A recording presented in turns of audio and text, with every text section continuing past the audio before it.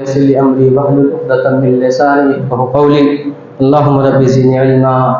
اللهم رب زدني علما۔ حاضرین کرام، دینی ملی بھائیوں، دوستوں، بزرگوں، اللہ تبارک و تعالی نے ہمارے لیے مقدس کتاب کلام اللہ اور اس کے بعد رسولوں کا سلسلہ اس دنیا کے اندر ہمارے لیے جاری رکھا۔ آخری نبی ہمارے محمد صلی اللہ علیہ وسلم آئے، جن پر لاکھ لاکھ درود و سلام، اللہم صلی علی محمد وعلی آل محمد۔ بعد حمد و ثنا کے بعد ہم نے ایک آیت کریمہ جو سورۃ البروج کی چند آیت کریمہ ہم نے آپ کے سامنے تلاوت کی ہے۔ یہ آیت کریمہ دیکھنے کے لحاظ سے بہت چھوٹی اور مختصر سی ہے، جس کے اندر اللہ تبارک و تعالیٰ نے خندق والوں کا اور ان کے ساتھ ان کے بادشاہوں نے، ان کے بادشاہ، ان کے وزیروں نے ان کے ساتھ کیسی کیسی ہولناکیاں اور کیسے کیسے ظلم ان کے اوپر ڈھائے، اللہ تبارک و تعالیٰ نے اس کا نقشہ کھینچا۔ اصحاب اخدود کے نام سے وہ موسوم ہوئی۔ وہ اصحاب اخدود، ان کا کیا کہتے ہیں، ان کا جرم کیا تھا، ان کے اوپر کس وجہ سے اس دور کے بادشاہ نے ان کے اوپر ظلم کے پہاڑ توڑے، اور بادشاہ کی شان میں ان لوگوں نے کیا گستاخی کی، قرآن مجید نے بڑی اختصار کے ساتھ اس کو ذکر کیا۔ لیکن اگر اسی چیز کو آپ صلی اللہ علیہ وسلم کی حدیث پاک کے اندر اگر کھنگالا جائے تو آپ صلی اللہ علیہ وسلم بالکل تفصیل کے ساتھ صحابہ کرام رضی اللہ اجمعین کو بتایا اور آگاہ کیا کہ واقعتاً اصحاب اخدود کیا تھے، ان کا بادشاہ سے کیا بگاڑ ہوا، یا کیا ان کے ساتھ کچھ ایسی انبن ہوئی جس کی وجہ سے ان کے ساتھ ایسی ایسی چیزوں کے اندر انہیں ملوث کیا گیا جس کا وہ سوچ بھی نہیں سکتے تھے۔ ان کی کیا جرم تھی، ان لوگوں نے کیا کیا تھا۔ آئیے یہ ساری چیزیں آج اس جمعے کے خطبے کے اندر بالکل اختصار کے ساتھ آپ کے سامنے رکھی جائے۔ اللہ تبارک و تعالیٰ نے اس کا نقشہ کھینچا، پھر اس چیز کو صحابہ کرام رضی اللہ عنہ کی زندگی میں آپ صلی اللہ علیہ وسلم نے بتایا، اور اس چیز کو، اس احادیث کو امام بخاری رحمہ اللہ اور امام مسلم نے اپنی صحیح کے اندر اس کو ذکر کیا۔ کہا جاتا ہے کہ اس دور کے اندر ایک بادشاہ تھا، اور وہ بادشاہ، اس کی حکومت اگر کسی چیز کے اوپر ٹکی ہوئی تھی تو ایک جادوگر کے جادو کا سہارا لے کر اپنے سارے عمراء، روسا اور جو بھی ان کے ساتھ تھے اس دور کے لوگ، ان کے اوپر حکومت کرتا تھا، اور اس بات کو منوانا چاہتا تھا اور منوا رہا تھا کہ میں ہی تمہارا رب ہوں۔ وہ بادشاہ اپنے آپ کو اس دور کا خدا تصور کرتا تھا اور لوگوں سے اپنی پوجا کرواتا تھا، اور لوگ کو اس کے اوپر ظلم کے پہاڑ توڑنے کی وجہ سے ہو یا اس کے اوپر ظلم کیا کہتے ہیں کہ مسلمانہ جو بھی چیز ہو، وہ ساری چیز کرنے کے بعد اپنے آپ کو لوگوں سے اپنی عبادت کرواتا تھا، اور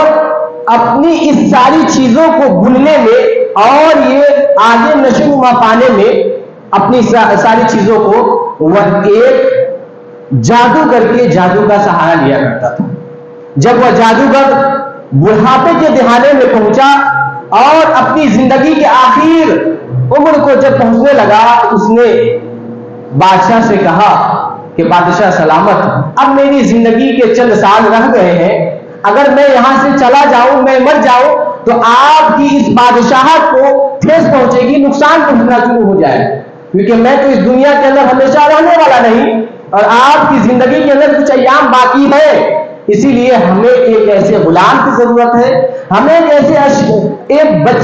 بچے کی ضرورت ہے جس کو میں نے جو بھی جادو سیکھا ہے وہ ساری چیزیں اس کے اندر کنورٹ کر دوں، اس کو سکھا دوں، پڑھا دوں، اور اس کے اندر ساری چیزیں لا دوں جو آپ کی بادشاہت کے لیے اور آپ کی ہمیشگی جو بادشاہت چاہتے ہیں وہ ہمیشہ برقرار رہے جب تک آپ کی زندگی. ایسا مجھے ایک غلام چاہیے. بادشاہ نے ایسے ایک غلام کو کھنگالا جو ایک غلام اسے ملا اور وہ بہت ذہین اور بہت ہوشیار اور کیا کہتے ہیں سوچنے سمجھنے کی اچھی صلاحیت رکھنے والا, اچھی شکل و صورت والا اس نے تلاشا اور مل بھی گیا. اس جادوگر کے حوالے کر دیا گیا. وہ ہر روز وہ بچہ جادو سیکھنے کے لیے اس کے دربار میں جاتا, اس کے کٹیے میں جاتا اور جادوگر سیکھ کر جب اپنے گھر کو واپس آتا تو اس راستے میں ایک راہب, ایک مسلمان شخص تھا جو اپنے سینوں کے اندر اسلام کے جذبات و خیالات کو اپنے سینے کے اندر چھپائے رکھا تھا اور اپنے آپ کو یکسو ہو کر اکیلا ہو کر اللہ کو پکارا کرتا تھا. جب وہ بچہ اس راستے سے گزرتا تو اس راہب کے پاس بھی تھوڑی دیر بیٹھ کر وہاں اپنی تسلی بخش اور کچھ حال چال والی جو بھی باتیں ہوتی تھی ان سے سیکھتا اور اپنی باتیں اسے بتاتا. تو راہب اسے اسلام کی دعوت اور توحید کی جو تعلیمات تھی چھوٹی چھوٹی باتیں اسے سکھلانا شروع کیا. تو ہر روز جب اپنے گھر سے نکلتا تو اس راہب کے پاس کچھ چند گھنٹے چند منٹ وہاں گزارتا, پھر اس کے بعد جادو سیکھنے کے لیے اس جادوگر کے دربار میں جاتا. جب پھر واپس آتا تو پھر راہب کے پاس کچھ وقت وہاں گزارتا, پھر اپنے گھر کو جاتا. یعنی گویا کہ ایک ہی دین کے اندر اس بچے کے لیے, اس غلام کے لیے دو معلم تھے. ایک معلم ہو جو جادوگر کے پاس جادو سیکھتا تھا اور جب واپس ہوتا تو اس راہب کے پاس توحید کی, ایمان کی, اسلام کی تعلیمات سیکھنا شروع کیا. یعنی ایک دن کے اندر دو معلم اسے ہوئے جو سکھلانے والے تھے. ایک طرف اسے توحید کی تعلیم دی جاتی تھی اور دوسری طرف اسے توحید کے ساتھ ساتھ وہ اسے کیا کہتے ہیں کہ جادوگر کے جو بھی اس کے سکھانے پڑھانے کی جو بھی چیزیں تھی وہ سیکھتا تھا. ہوا کیا کہ اب زندگی کے جو چند ایام تھے وہ گزارنے لگے, پڑھنے کے جاننے کے جو چیز تھے وہ سیکھنا شروع کیا. سیکھتے سیکھتے جب اس کے اندر دل کے اندر یہ جذبات و خیالات اور زیادہ پنپنے لگے کہ واقعتاً ان دونوں میں سے جادوگر صحیح ہے یا وہ راہب جو ہمیں ہر روز دین کی تعلیم دیتا ہے, توحید کی ہمیں سبق سکھاتا ہے, کون سی چیز صحیح ہے. اسے دل کے اندر یہ وسوسے اور یہ خیالات جب اٹھنے شروع ہوئے تو اس نے سوچا کہ ہو نہ ہو کہیں ایسا موقع ہمیں آئے تو میں دونوں میں سے کسی ایک چیز کو چنوں.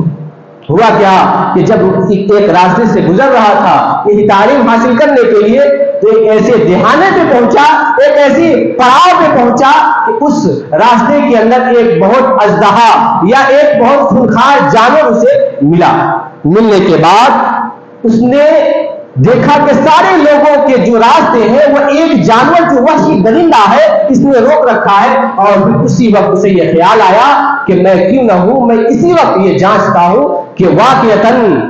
یہ ہم جو ایمان کی جو دولت ہمیں ملی ہے, توحید کی جو ہمیں سبق ہر روز میں سیکھتا ہوں, واقعتاً یہ سچ ہے یا وہ جادوگر جو ہمیں چند جادوگری سکھایا یہ صحیح. اس نے یہ سوچا کہ میں سب سے پہلے ایمان والے سے جو راہب ہے اس کی تعلیمات سے میں اپنے آپ کو کھنگالتا ہوں, سوچتا ہوں اور یہ امتحان لیتا ہوں کہ واقعتاً کون صحیح. اس نے ایک کنکری اٹھائی, ایک ہلکا سا تھوڑا سا پتھر نما کوئی چیز اٹھائی, اس کے اندر اللہ کا نام لیا اور کہا کہ اے اللہ اگر واقعتاً راہب صحیح ہے, اس کی ایمان اور جذبات و خیالات صحیح ہے, جو چیز ہمیں سکھایا ہے اگر وہ چیز صحیح ہے تو اے اللہ میں تیرا واسطہ لے کر میں یہ پتھر مانگتا ہوں, تیرا نام لے کر اگر تو صحیح ہے, تو نے جو تعلیمات اس راہب کے ذریعے مجھ تک پہنچائی ہے اگر یہ ساری چیزیں صحیح ہے تو اس اژدہے اور یہ درندے کو اس راستے سے ہٹا دے, مار. اور اس نے ایسا ہی کیا اور وہ پتھر پھینکا اور پھینکنے کی وجہ سے وہ درندہ,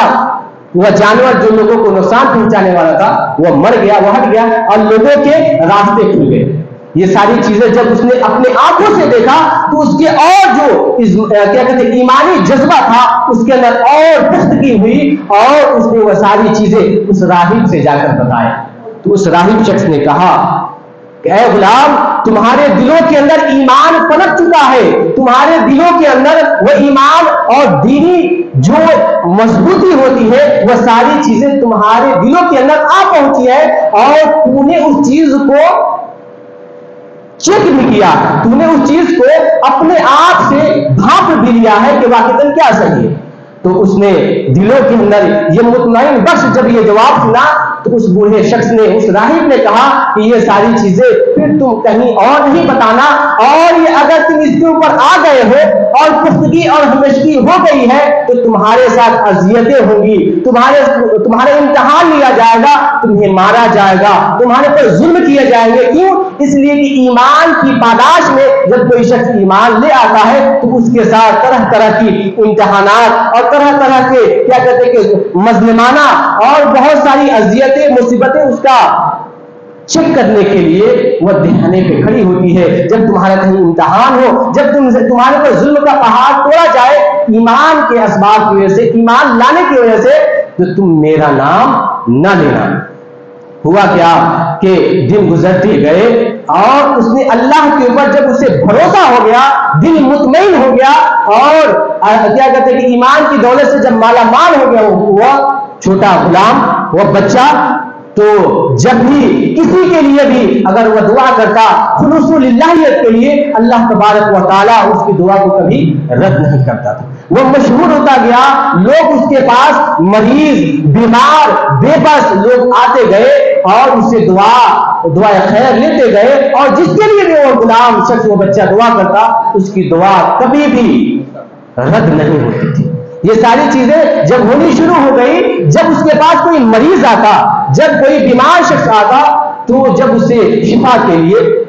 جب اس کی بیمار کرسی کے کیا کہتے ہیں جو بھی بیماری ہوتی تھی اس کو یہ کرنے کے لیے, علاج کے لیے, تو وہ بچہ سب سے پہلے اسے اسلام کی دعوت دیتا, اسے توحید سکھاتا, اور اسلام کی طرف مائل ہونے کے لیے جو بھی تعلیمات اس نے سیکھی تھی وہ ساری چیزیں اس کے سامنے پیش کرتا. جب وہ شخص, بیمار شخص ایمان لے آتا, توحید کا اقرار کر لیتا, پھر اللہ کے دربار میں وہ اپنے دونوں ہاتھوں کو پھیلاتا اور خلوص للہیت کے لیے, خلوص للہیت کے ساتھ اس مریض شخص کے لیے دعا کرتا, اور اس کی دعا قبول ہوتی چلی گئی. اور ایسے بہت سارے لوگ اس دور کے اندر مسلمان ہوئے اور توحید کی دولت سے مالا مال ہو گئے. ہوا کیا کہ بادشاہ, جو اس دور کا جو بادشاہ تھا, اس کا ایک وزیر, جو بادشاہ اپنے آپ کو ربکم الاعلی کہتا تھا, اپنے آپ کو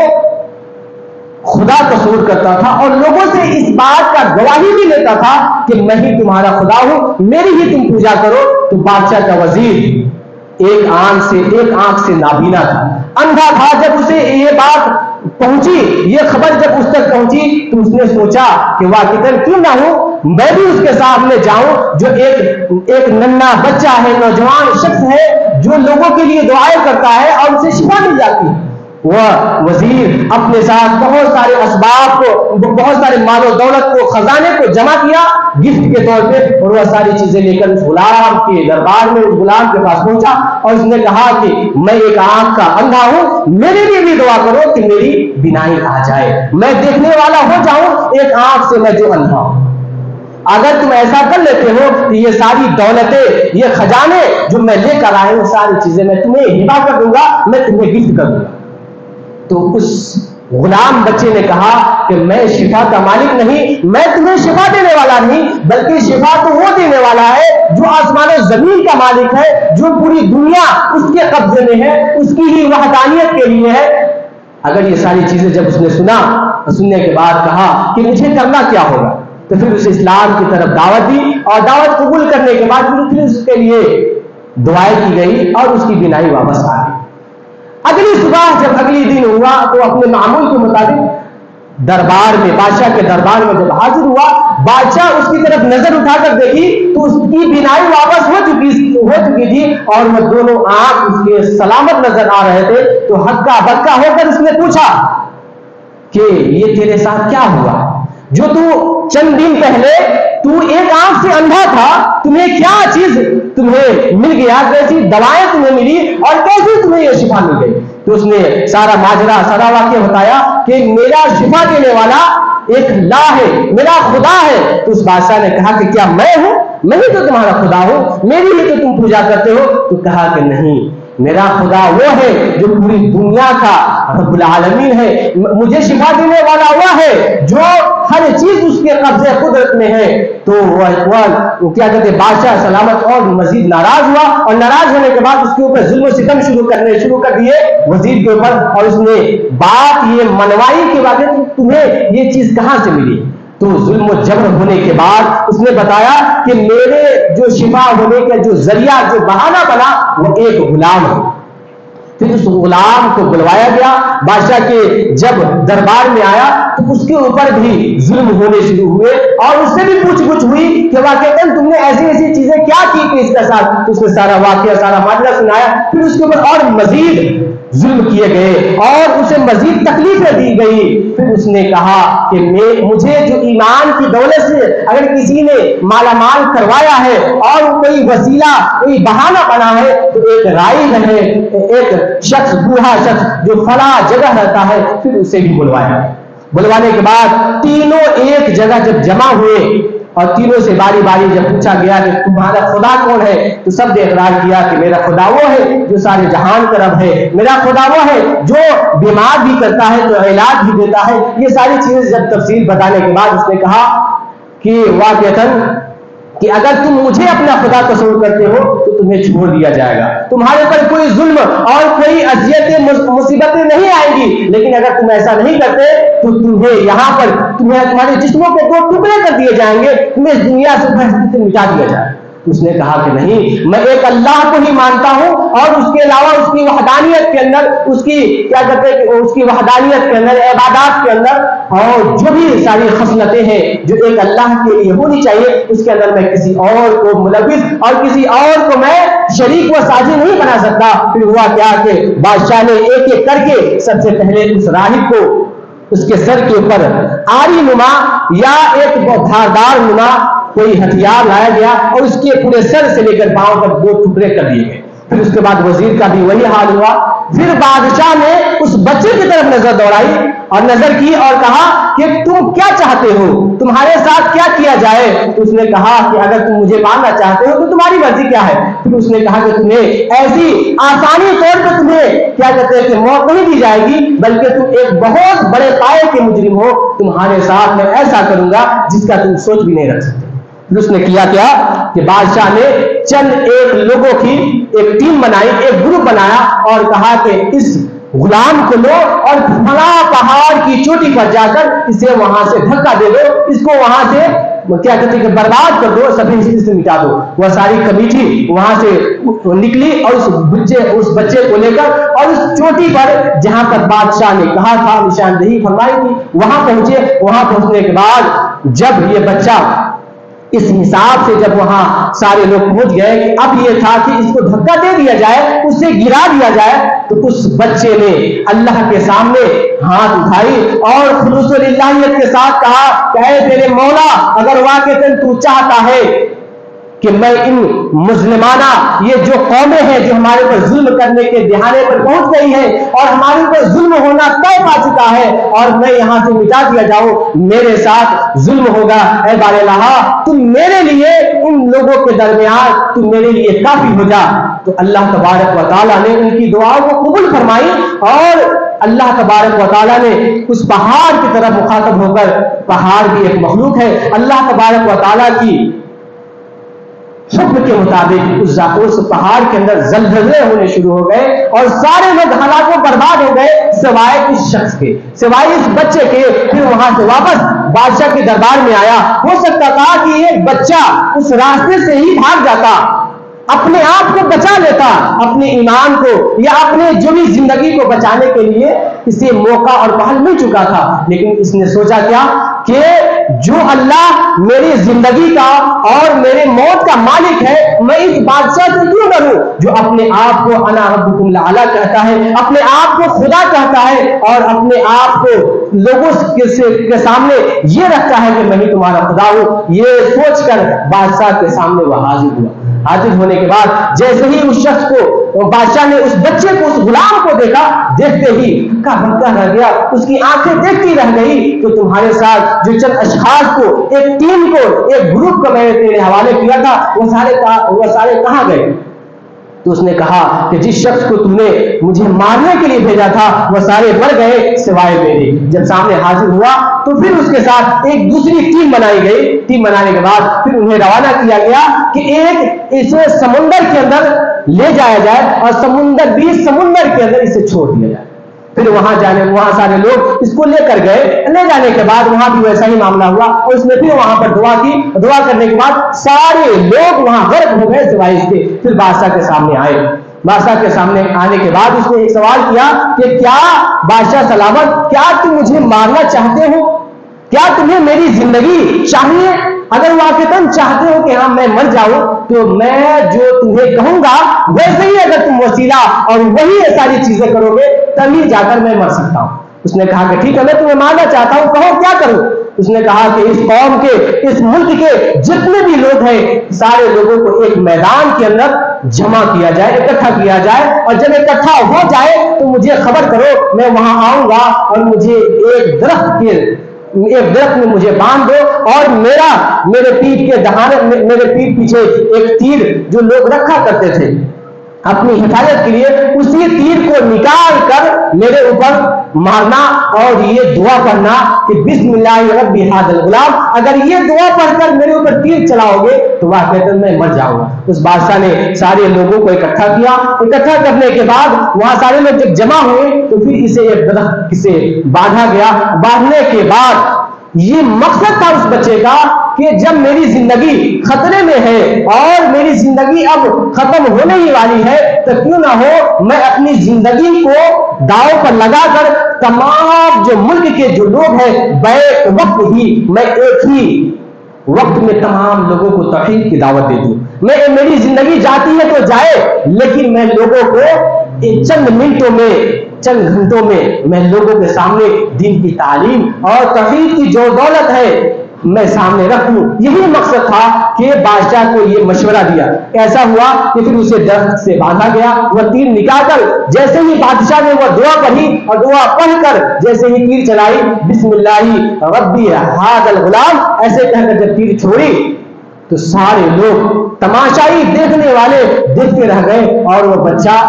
اس دنیا سے کوچ کر گیا، مر گیا. اور سارے لوگوں نے آمنا و صدقنا کہا کہ میں اس بچے کے دین پر ایمان لے آتا ہوں جو واقعاً سچا تھا اور اس کے کہنے کی ہی وجہ سے اس کے جو وسیلے اور جو طریقے بتائے ہیں اسی طریقے کے اسباب کو اپنانے کی بنا پر اس بچے کی جان گئی ہے. ورنہ بادشاہ نے دو ایسی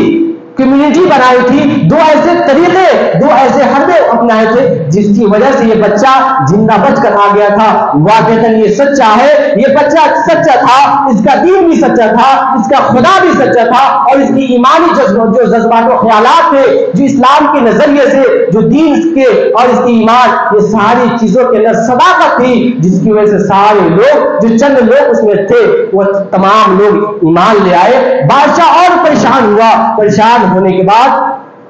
اپنے وزیروں سے اور اپنے عمرا سے اپنے اوسا سے تمام لوگوں سے کہا کہ خندقیں کھودی جائے. جب خندقیں تیار ہو گئی اس کے اندر لکڑی ڈالے گئے، لکڑی کے اندر آگ جلائی گئی. جب آگ تیار ہو گئی تو ایک ایک کر کے تمام لوگوں کو جو ایمان کی دولت سے مالا مال ہوئے تھے تمام لوگوں کو لایا گیا اور ہر ایک شخص سے پوچھا جاتا کہ تم سے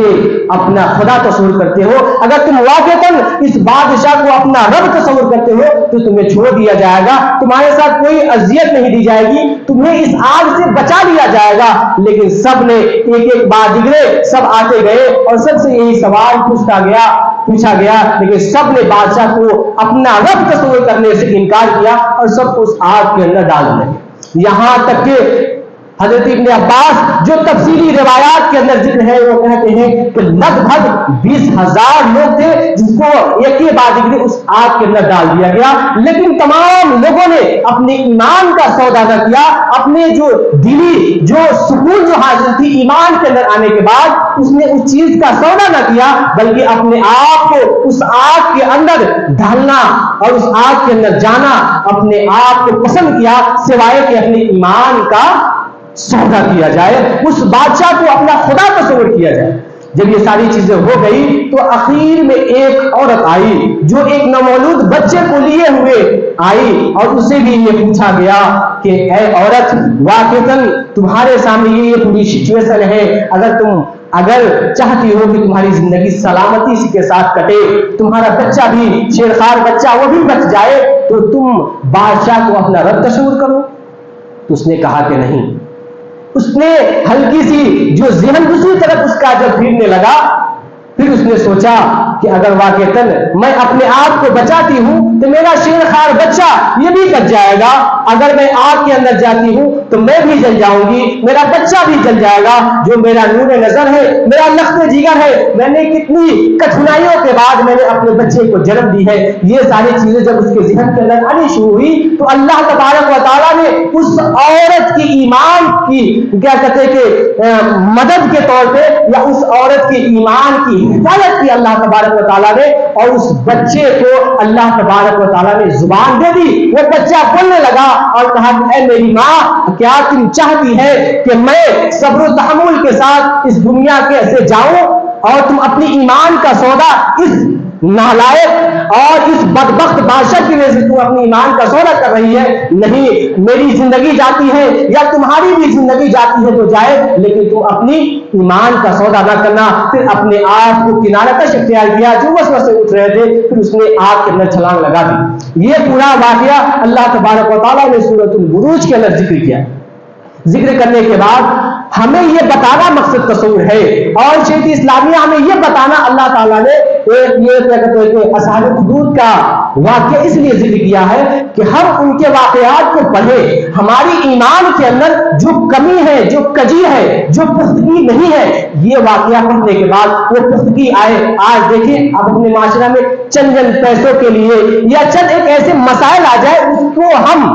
اپنی ایمان سے ہم سودا کر لیتے ہیں۔ اس واقعے سے ہمیں یہ بھی پتہ ملتا، یہ بھی ہمیں معلوم ہوتی ہے کہ چاہے ہم زندگی کے کسی بھی پڑاؤ پہ آ جائیں، چاہے ہماری زندگی ہی کی نہیں نچھاور کرنی پڑے، ایمان کے اسباب کو اور ایمان کو حاصل کرنے کے لیے تو اپنی زندگی کو بھی داؤ لگا سکتے ہیں، اپنے مال و دولت کو کیا کہتے ہیں کہ ہم داؤ پہ لگا سکتے ہیں، لیکن ہم ایمان کا سودا نہیں کر سکتے۔ یہ مقصد ہے ہمیں حیات کا، ہماری زندگی کا، کہ ہم چند پیسوں کے لیے، چند ضرورتوں کے لیے، چند وسائل کو اگر ہم پانے کے لیے تو اپنی زندگی کے داؤ پہ لگانا ہے تو لگا دیں، لیکن ہم اپنی ایمان کا سودا نہ کریں۔ بہت سارے لوگ ہیں جو یہاں پر جمع ہو کے اکٹھا ہیں، لیکن چند پیسوں کے لیے، چند ضرورتوں کے لیے ہم اپنی ایمان کا سودا کر لیتے ہیں۔ ہمیں یہ واقعات ہمیں اس بات کی ہمیں گواہی دیتی ہے کہ ہم اس دنیا کے اندر چاہے زندگی کی آخر پڑاؤ تک نہ ہو، ہم کبھی بھی ہار نہ مانے اور اپنی ایمان کا ہم سودا نہ کریں۔ اگر ہم قرآن مجید پڑھتے ہیں تو اللہ تبارک و تعالیٰ نے یہ واقعہ ذکر کرنے کا مقصد یہی بتایا کہ یہ امت واقعتاً پچھلی جو قومیں جو گزری ہے ان کے واقعات کیوں ذکر کیا گیا۔